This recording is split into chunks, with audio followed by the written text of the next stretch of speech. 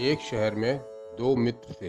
एक का नाम था सोमदत्त और दूसरे का नाम था वीरभद्र। दोनों ही साधारण स्थिति में थे, हमेशा धन की कमी से जूझते रहते थे। एक दिन सोमदत्त के मन में विचार आया कि हमारा राजा दयालु और प्रजापालक है, क्यों ना राजा से मदद मांगी जाए। सोमदत्त ने अपने मन की बात वीरभद्र से कही तो वीरभद्र बोला, जो कपाल पर लिखा होगा वही होगा, यानी भाग्य में जो होगा वही होगा, इसमें राजा क्या कर सकता है। सोमदत्त बोला, कैसी अजीब बातें कर रहे हो, अरे राजा तो सब तरह से समर्थ है, वही तो करेगा। वीरभद्र बोला, ऐसा नहीं है, अगर भाग्य में नहीं है तो समर्थ राजा भी कुछ नहीं कर सकता। दोनों में वाद विवाद बढ़ता ही गया। अंत में दोनों ने निर्णय लिया कि चलो राजा के पास चलते हैं, अपनी अपनी बात कहते हैं। दोनों राजा के पास पहुंच गए।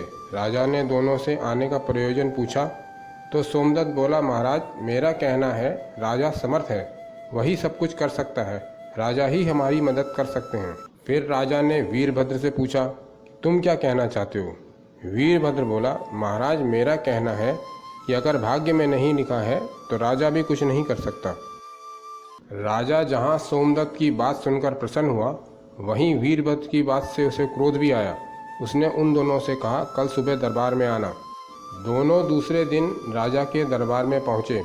राजा ने सोमदत्त को एक सेर चावल, एक सेर घी और एक कद्दू दिया और वीरभद्र को एक मुट्ठी चावल, एक मुट्ठी दाल और नमक दिया और कहा, इसे बनाओ और खाओ, फिर शाम को दरबार में आना।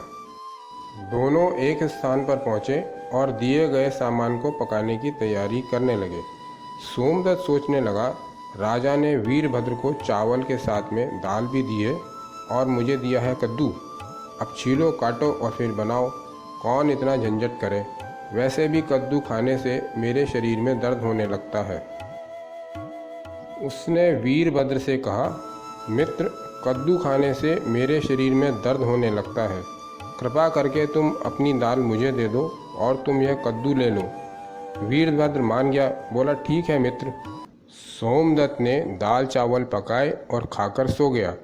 वीरभद्र ने जब पकाने के लिए कद्दू काटा तो उसमें से सोना निकला। उसने सोचा, राजा ने ये सोमदत्त को दिया था, परंतु ये मेरे भाग में था, इसलिए मुझे मिल गया। वीरभद्र ने आधा कद्दू पकाया और आधा रख लिया और सोना एक कपड़े में बांध लिया। दोनों शाम को राजा के दरबार में पहुँचे। राजा वीरभद्र से बोला, देखो मैंने कद्दू में भरकर सोना सोमदत्त को दिया और तुम्हें कुछ भी नहीं दिया। इससे यह साबित होता है कि राजा सब कुछ कर सकता है। वीरभद्र धीरे से मुस्कुराया और बड़ी विनम्रता से बोला, ऐसा नहीं है महाराज, ये देखिए। और उसने कद्दू और सोना राजा को दिखलाया और सारी बात बताई। राजा मान गया कि भाग्य में जो लिखा होता है वही होता है, राजा भी उसमें कुछ नहीं कर सकता। फिर उसने उन दोनों को धन देकर विदा कर दिया।